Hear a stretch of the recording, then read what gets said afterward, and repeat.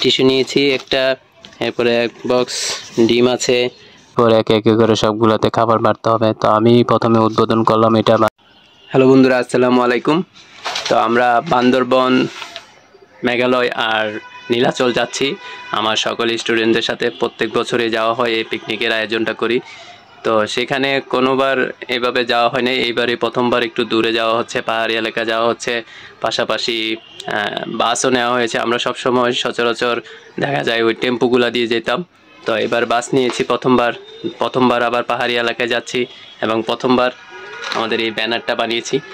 তো ব্যানারটা কীরকম হয়েছে সেটাই আপনাদের সাথে একটু এখন শেয়ার করব। তো ব্যানারটার ডিজাইনটা আমরা আসলে নিজেরা করি নাই, এটা গুগল থেকে আগে একটা নমুনা ব্যানার নিয়েছিলাম, তারপরে সেটা আলোকে আমরা এটা করে দিয়েছি।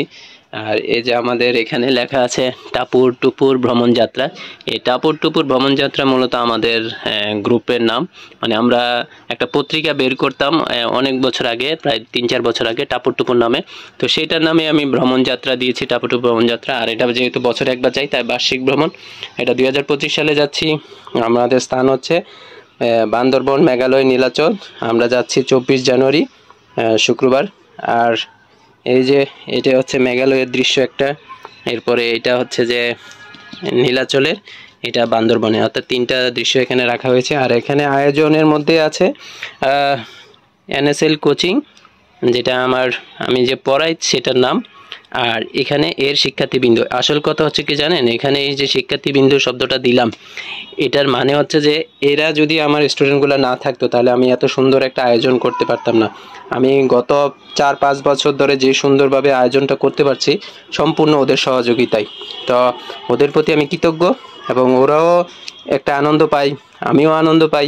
আয়োজনটা করতেও ওরা সহায়তা করে, কারণ ওরা যদি রাজি না হতো বা না যেত তা আমার এত সুন্দর একটা আয়োজন প্রত্যেকবার করতে পারতাম না। তো আমি গত 2-3 বছর ধরে এই যে ব্লগে আছি, তাই ভিডিও হিসেবে স্মৃতি হিসেবে রাখা যাচ্ছে। তো বহুদূর ভবিষ্যতে হয়তো আরও যাব, সেগুলো আপনাদের সাথে শেয়ার করব। তো এক নজর দেখুন আর কমেন্টে জানান আমাদের এই ব্যানারটা যে বানিয়েছি সেটা কেমন হয়েছে। আপনারা তো দেখেছেন ব্যানারটা কীরকম। তো এবার দেখাবে আমরা কি কি পিকনিকের জন্য বাজার করেছি।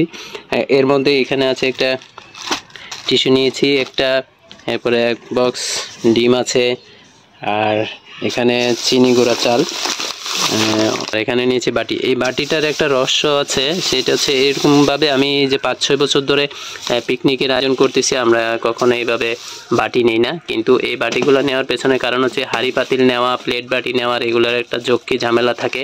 তো সেটা যেন না হয় এই জন্য এই বাটিগুলো সিস্টেম। তো সবাই, বাটির সাইজটাও বড়, অর্থাৎ যথেষ্ট পরিমাণ জায়গা আছে। তো এখানে এতটুকু যদি আপনার ভাত তরকারি মিলে হয়, তো আপনি যথেষ্ট সুন্দরভাবে নাড়াচাড়া করে হাত ধুয়ে এখানে খাওয়া দাওয়া করতে পারবেন। আরও কিছু বাজার আছে যেগুলো আপাতত ফ্রিজে আছে, তাই সেটা এখন দেখাতে পারতেছি না। তো যাওয়ার দিন সকালবেলা এভাবে সবগুলো ঢাকনা ধুয়ে পরিষ্কার করে তারপরে সিরিয়াল করে রাখা হয়েছে। এরপর একে একে করে সবগুলোতে খাবার বাড়তে হবে। তো আমি প্রথমে উদ্বোধন করলাম এটা বাড়ার জন্য।